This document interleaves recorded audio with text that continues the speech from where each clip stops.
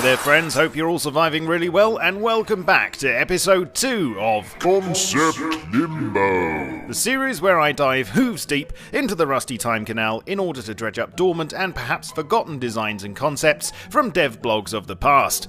First of all, let me say I was absolutely blown away by your response to the last episode where I took a long, hard look at concepts for robots, handcuffs and fishing. It had over 1,000 likes in the first 12 hours, which is insane, and showed me you were clearly gagging for more. So here it is, and in this episode I'm going straight for the jugular and talking about the one concept that you keep asking for more than any other, and that is vehicles. You see, Rust Island can be a pretty big place if the server owner wills it. The maximum map size at this very moment is 6 by 6 kilometers, which works out at 36 square kilometers if you do the maths. To give you a rough idea of how massive that is, Skyrim's map is estimated to be about 38 square kilometers, so Rust Island could potentially be almost as big. This is of course fine unless you want to get from one side to the other using only your pins, especially as now new and upcoming changes to metabolism mean that thirst and exhaustion will probably limit your ability to run non-stop like Forrest Gump. As many of you are aware though, Gary and the team at Facepunch have toyed with the idea of various modes of transport in the past, and to see what they were, and more importantly what happened to them, please jump in the saddle and cling tenaciously to my mane as we ride back in time to the 3rd of July 2015, where on devblog number 67 we saw the first official concept art for vehicles. The job of designing them was taken on by Howie, and this is what he had to say. I've started on developing the look and feel for our vehicles. We're thinking a modular approach for their construction will work best so we can have a large variety of different looking vehicles with minimal assets. We also want vehicles to be more than just a means to get from A to B quickly, and they should be used for more utilitarian purposes as well, such as moving large amounts of resources around. As you can see from these initial designs, to fit in with the overall feel of Rust, vehicles were envisioned as being pretty shabby and makeshift, cobbled together from salvaged parts, and useful not only for human transport, but also for hauling materials around. Anyway, a fortnight went by until we heard any more about them, as Howie had been working on another concept for a fuel fractioning tower. But then, in devblog number 69, he treated us to some examples of how the modular approach to car building would work. Basically, you start with a default chassis, and I'm only showing one size here, but I imagine we would have a few different sizes. The chassis then has a 2-column grid on it that you use to place the modular parts. The parts I have here all take up 2x2 grid spaces, but I think with the larger chassis we could have flatbeds that take up a 2x4 or larger area. Even with 3 or 4 different pieces, you can already see the variety of vehicles that you can get. When there are more parts to pick from and different size chassis to build on, I think everyone's vehicle will feel like their own. When I reread this, I couldn't help thinking about how similar this model is to Hurtworld's vehicle creation system. In that game, a couple of basic chassis can be built on with different sets of wheels, engines, gearboxes, panels, attachments and paint jobs to create unique vehicles with different abilities and personalised appearances. All the parts and paints have to be salvaged, and you don't always get what you want, lending a kind of Mad Max meets Pimp My Ride feel to the proceedings, and having played around with it, I can say it's a pretty fun system. The very next week in devblog 70 on 23rd of July, Howie was back with some rather nice visualisations of the possible end results. After planning out how I imagined the modular system would work, I wanted to work on them not looking modular, if that makes sense. The first car in this set is a paint over of one of my designs from last week, which works okay, but we thought it was looking too close to being made out of Legos or some other building toy. So with the next two, I tried making them less blocky, and with the addition of wheel arches and bumpers, I think they look much more convincing as real-world vehicles. This work continued, and on the very next devblog, number 71, we were shown some concepts that explored the idea of different attachments. Yet more vehicles from me this week, trying to make these look a little more armoured and useful for offensive purposes, or just to humiliate your prisoners. I have to say that my favourite out of the lot has to be the Cage of Shame. Just imagine that feature combined with the handcuffs from last week. Genius! The snowplow would also be an awesome modification too, and could really help with collecting prisoners and rage kill. Howie then went on to say, next week I want to start working on some saddles for horses. I've been seeing a lot of threads begging for rideable horses, so I thought that would be a good thing to work on. Well, we'll talk about that in a moment, but as far as motorised vehicles go, this was the last time they were mentioned on a devblog to my knowledge, and afterwards Howie moved on to other concepts. But what happened to them? Was that it? Were they dismissed by Gary and the team with no prospect of ever being driven around the tracks and trails of Rust Island? Well, I'm going to go straight to the horse's mouth and let Gary himself answer that one. You see, for a long time now, he's had a page on Ask FM where he gives occasionally serious answers to questions that are fired at him. Understandably, he's been asked about vehicles quite a bit, so it's interesting to see what he said in reply to some of these. On February 12th of this year, he was asked, "What about vehicles, Gary? DayZ have it, Stalker too. Players want some vehicles, even it will be a bicycle."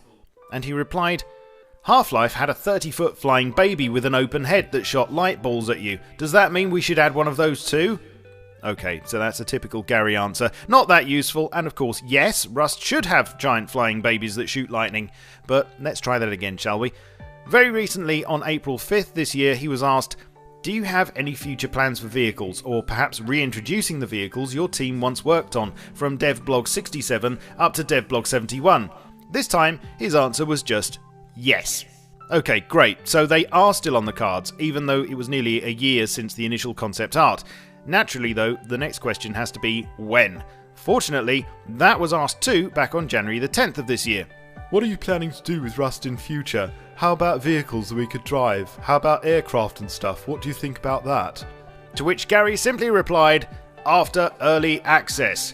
Now, Rust has been in early access for a long time, but in his review of 2015 at the end of last year, Gary spoke about his plans for the game to leave it and what he expected to happen afterwards.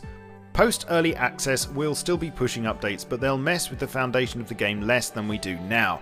We won't be revamping the building system or removing building components, but we will be adding new AI, vehicles and weapons. We'll also be balancing, optimizing and bug fixing. So not until after early access, whenever that happens, will we be driving anything around, but it's good to know that at least they haven't been scrapped completely. Now, remember that Howie mentioned he was moving on to horse riding next? Well, in devblog 72 from the 6th of August 2015, we saw some of his ideas. I think everyone is pretty eager to be able to ride horses, so I started planning what the saddles could look like. Pretty eager? Understatement of the year, Howie. Ever since they first made it through quarantine in April 2015, the horses of Rust Island have been begging for a good riding. It makes so much sense, and I think it would add an amazing dynamic to the game, but sadly there were no more attempts at saddling them up, and the concept trail ends here for now. That isn't to say that cars and horses are the only modes of transport that have been played around with. In a more recent devblog, number 83 to be precise, Howie surprised us with another one-off concept for bicycles. This week started with me exploring another form of transportation, bicycles. I imagine these could work in a modular fashion, just like the cars. Bikes would be perfect for Rust if you ask me, something really janky and cheap that offers no real protection or offensive capabilities, but that offers a faster way of getting around and maybe performing the odd stunt or pizza delivery. I just wouldn't want to ride one naked for too long.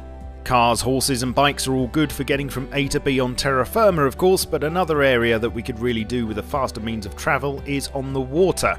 For a concept relating to this though, we have to dig pretty deep and go all the way back to the Rust Trello boards in October-November 2014, where a few designs were suggested for simple boats and rafts.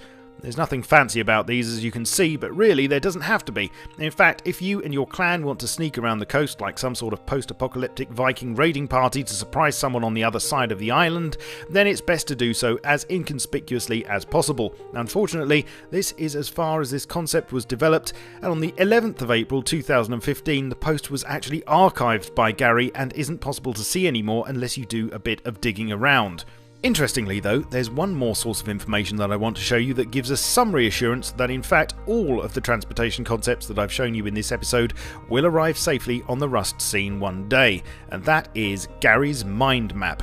Now, I'm not sure how many of you are aware of this, and in fact it's probably going to have to be the subject of an episode in itself, but at the end of 2014, Gary gave us an insight into his long-term vision for Rust, at least at that time, by linking us to his mind map. And this is basically a giant spider's web of ideas for the game divided into a number of different subsections. If we look at the definitely section under future ideas, in other words ideas that he definitely wanted in the game at some point, then we can see a branch here dedicated to vehicles. There we have boats, cars, horses and intriguingly even flying and siege weapons. Although boats were one of the earliest concepts that we looked at, it's interesting to see that apart from just getting around the island, Gary planned for them to possibly be instrumental in travelling between servers. In fact, just below, in a section titled Server Transitioning, there's a note that reads via sea, and for instance, in devblog 69, Gary stated that our original vision of Rust was more of an MMO with a single huge universe that all the servers are connected in, rather than a multi-server game where your progress is different on each.